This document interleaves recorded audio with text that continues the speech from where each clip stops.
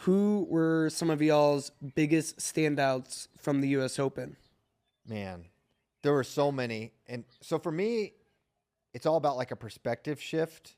And this is someone I thought was great. And then just he had an eye-opening performance for me was Aiden Sinclair at U20s. Not only did he tech Josh Barr 10-0, and Josh Barr, someone who a couple of weeks ago I'm talking about, this guy's going to be a instant impact guy for Penn State. And I still believe that. I just think we learned, we've seen Aiden a lot against high school guys. And now we've seen him, we saw him beat Ryder Rogotsky, who we saw have a nice year for Ohio State. And we saw him beat Josh Barr, who was undefeated this year in red shirt, 10-0. And I think he's really slick. He's got a different sort of feel. There's not a lot of wrestlers that have come up that kind of have his skill set, right? It's like really great reattacks, really good arm drag, but he's also he's clearly strong, but he's got a good feel in scrambles. He really impressed me a lot. I thought that was going to be a really tough matchup for him, and he dominated 10-0. So for me, it's Aiden Sinclair. Who is yours? Yeah, there were quite a few. PJ Duke kind of stood out to me similarly. Yeah. Thought really highly of him going in, but the way he dominated the field, dominated a guy like Cannon Webster in the semifinals, and then Rutledge in the finals. It was just super impressive in the way he got it done as well. I was really impressed with PJ Duke. And David, you can answer this question for PJ. I think part of the reason he's a great selection is he misses a lot of events. He's had some injury issues.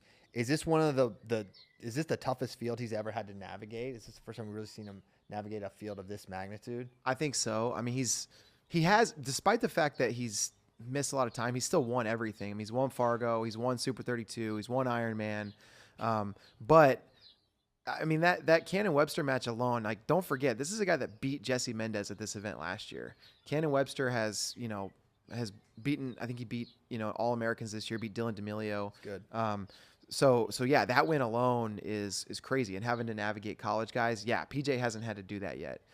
His Ironman bracket that he won a couple years ago had LaDarian Lockett in it. He beat Will Hinkle in the finals. So he's been in some really good brackets, but I think this is the toughest one. Yeah. Who was your standout? Man, there are so many, like you said. The thing for me, the one I want to at least throw somebody from U17 in here. Melvin Miller was super impressive to me, and mostly because of the context of the bracket he was in, and then also the injury that he was dealing with. This is a guy that we already knew. I mean, in his freshman year coming into this, he already won Fargo between 8th grade and his freshman year. He won Super 32. He won a PIAA title as a freshman. Jeez. But we ran into him at NCAAs, and he has his knee brace, and it's like, I can't wrestle at the Open. I'm not going to be in. I'm not going to be healthy in time. But he was, and he came back, and he's in a bracket that had 3 Fargo champs in the semis. 3 of the 4 semifinalists were Fargo champs, and he navigated it. He got it done. He beat Kyler Kanak in the finals, who was a big, strong guy coming down, and not only did he win, but he just dominated. He just was in control, start to finish that whole tournament. So for him, he's been a guy for a lot of his freshman year where he's been really good at coming from behind after giving up a lead or making mistakes. So for him to be already as good as he is, but now eliminating the mistakes and doing it with an injury, that was all right, this guy's going to be really good for a long time. Gotcha. Okay. Those were that's who stood out to me. Good question. Are you going to ask me who mine was? Yeah. Okay, go ahead and ask. Was it Sergio Lemley? No. Bowman. Who was your most impressive, Tyler? I have a very unbiased choice. I don't know how none of you brought up the winner of 57 kilograms, Luke Lilledahl, the most stacked weight of the tournament. Yeah, he won a bracket that had Anthony Knox, Jax Forrest, Seth Mendoza. He beat Kilcurie in the finals. And I didn't get to watch all the matches, but I remember texting Bray, so let me get this straight. Seth Mendoza teched Jax Forrest, then Kilcurie teched Seth Mendoza, then Luke Lilledahl teched Kilcurie. So I don't know if it was just what was going on that day, but Luke dominated that tournament with 6 techs through by far the most stacked weight of the tournament. It's funny that you mentioned Luke because, yeah, obviously that is an incredible performance.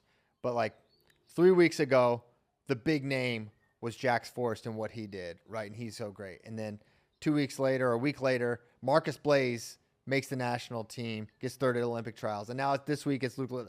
That just shows how great all three of those guys are. And I hope we see those three in a bracket at least one more time before they all go their different weights for their careers. Cause I think it's going to be crazy in college, 25 and 33 with all those guys coming up. Oh my, it's going to be insane. And you wonder, how do they grow? How do they change? Where does someone like, how big does Jax get? How big does Marcus get? You feel like Knox and Luke maybe are kind of career lightweights, but I mean, Seth Mendoza kind of gets left out a lot, but he has beaten so many good wrestlers in his career. He's going to do really well. Yeah, I mean, that whole group is so good. And, you know, don't forget about like Ben Davino, who wasn't in the field yet. He could be at the trials. I think there's a chance that we see Blaze and Davino at 61 at the trials, and then a lot of those rest of those guys still at 57 kilos. But that group's crazy. I mean, Nate Desmond just beat Leo DeLuca in the National Prep Finals. He took 2 losses this weekend. And, you know, Ronnie Ramirez out of California, nobody's talking about him, but he's right in the mix there. Seth Mendoza, he's right in the mix there. He beat Jax Forrest. He's now up to number 2 in the rankings. That whole group is so much fun. And yeah, I love it. It's awesome. So, Bray, going into this event, did you think Jax Forrest was going to run away with that at the Open? No way. Not run away with it. How he performed? Not run away with it. I mean, because, you know, he and Lilledahl have gone back and forth. Lilledahl won the last one when they met in the Ironman finals.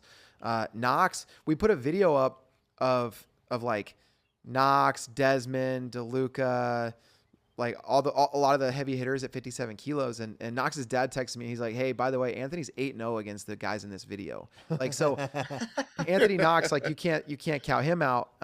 So no way. I didn't think it was going to be a runaway. I thought it was going to be quarters on, just incredible match after incredible match, which just ended up being what we got. Are we going to see Blaze at the trials?